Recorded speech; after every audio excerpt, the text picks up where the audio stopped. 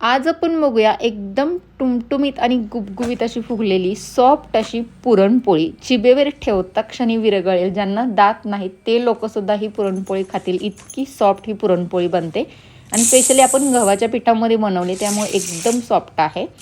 आता इथं मी 1 कपाचं प्रमाण सांगणार आहे. 1 कप हरभरा डाळ घेतली आहे. त्याला 1 ते 2 पाण्याने आपल्याला स्वच्छ वॉश करून घ्यायचे आहे. अशा प्रकारे चोळून आपल्याला धुवायचं आहे आणि पाणी काढून आपल्याला याला कुकरमध्ये टाकायचं आहे. आता कुकरमध्ये टाकत असताना रंग येण्यासाठी थोडीशी हळद, मीठ आणि थोडंसं तेल टाकून आपल्याला याला 1 कप डाळ असेल तर 4 कप पाणी, जर तुम्हाला कटाची आमटी वगैरे बनवायची असेल तर तुम्ही एखादा कप एक्स्ट्रा पाणी याच्यामध्ये टाकू शकता. 5 कप पाणी टाकलं तरी चालेल. आता याला बंद करून आपल्याला 4 ते 5 शिट्ट्या घ्यायच्या आहेत. आता इथं कणिक मळून घेऊया आपण. 1 कप डाळ असेल तर साधारण 1.25 ते 1.5 कप इतकं गव्हाचं पीठ घ्यायचं आहे आणि त्यामध्ये हळद, मीठ, थोडंसं तेल टाकून छान रंग येण्यासाठी तुम्ही हळद टाकू शकता, नाहीतर स्किप केली तरी चालेल. अशा प्रकारे व्यवस्थित मिक्स करून घेतल्यानंतर आपल्याला थोडं थोडं करून पाणी टाकायचं आहे आणि छान अशी मऊसूत कणिक भिजवून घ्यायची आहे. ही कणिक हवं तर तुम्ही पाण्यामध्ये सुद्धा ठेवू शकता, एकदम सॉफ्ट होते. जेव्हा आपण याच्यामध्ये थोडासा मैदा वापरतो तर पाण्यामध्ये ठेवले तरी चालेल. फक्त गव्हाच्या पिठाची जर कणिक असेल तर तुम्ही डायरेक्टली वापरली तरी चालेल. पीठ छान व्यवस्थित मळून घ्यायचं आहे अशा प्रकारे तिंबून. म्हणजे काय होतं की पुरणपोळी एकदम सॉफ्ट आणि खुसखुशीत होते. आता आपण डाळ जेव्हा शिजायला टाकतो ती डाळ पूर्णपणे शिजली पाहिजे. त्याच्यामध्ये जर कणी राहिली तर ती कणी आपल्या पुरणामध्ये येऊन पुरणपोळी फुटण्याची शक्यता असते. त्यामुळे डाळ व्यवस्थित शिजवून घ्यायची आहे आपल्याला. साधारण 4 ते 5 शिट्ट्या घ्यायच्या म्हणजे डाळ व्यवस्थित पूर्णपणे शिजली जाते. इथं बघा अशा प्रकारे मी डाळ शिजवून घेतलेली आहे. आता आपण पुरण तयार करून घेऊया. या पाण्यापासून तुम्ही कटाची आमटी बनवू शकताय. आता हे पाणी साईडला ठेवून आपण त्याच कढईमध्ये ती डाळ टाकणार आहे आणि पहिल्यांदा आपल्याला याच्यामधलं थोडं पाणी सुकवून घ्यायचं आहे आणि नंतरच गूळ घालायचा. नंतर ते पाणी असताना जर आपण गूळ घातला तर ते पूर्ण पातळ होऊन जातं. थोडंसं पाणी सुकल्यानंतर मी इथं 1 कप डाळीला 1 कप गूळ वापरला आहे. पोळी एकदम परफेक्ट गोड बनते. जर तुम्हाला कमी किंवा जास्त करायचं असेल तर तुम्ही करू शकताय. पाऊण कप गूळ घेतला तरी चालेल.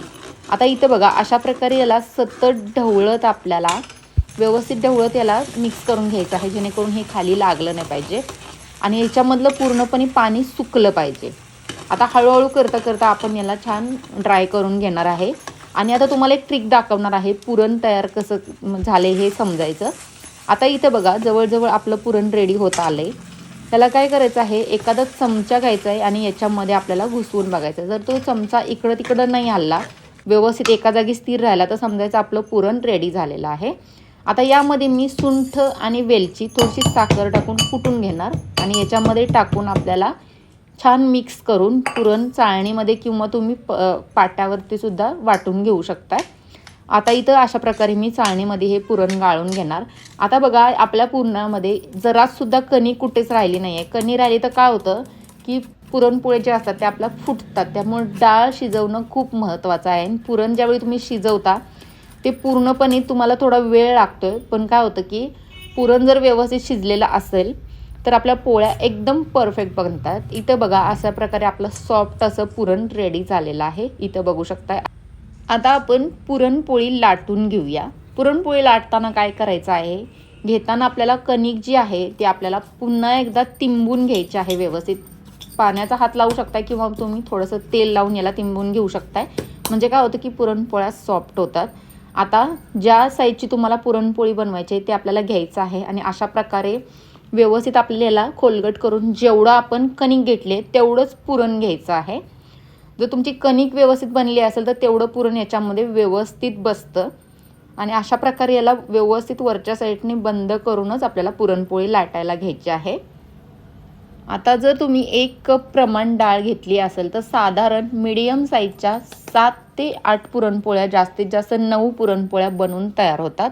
एकदम मीडियम साईज जर तुम्ही घेतली आणि जर तुम्ही मोठ्या साईजमध्ये बनवलात तर 6 ते 7 पुरणपोळ्या याच्यामध्ये बनतात.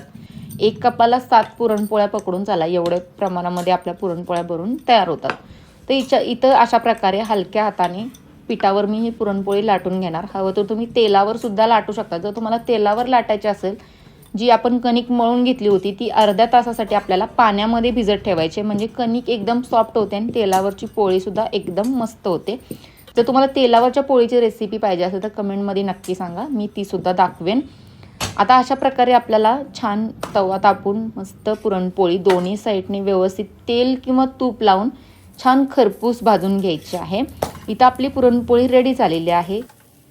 आता ही रेसिपी तुम्हाला कशी वाटली मला कमेंटमधून नक्की सांगा. आणि अजून पण तुम्ही चॅनलला सबस्क्राईब केलं नसेल किंवा चॅनलवर नवीन असाल तर प्लीज चॅनलला सबस्क्राईब करून घ्या, म्हणजे अशाच छान छान रेसिपीज तुम्हाला बघायला मिळतील. आणि साईडच्या बेल आयकॉनला प्रेस करा, म्हणजे जेव्हा मी नवीन व्हिडिओ अपलोड करेन तर तुम्हाला नोटिफिकेशन येईल.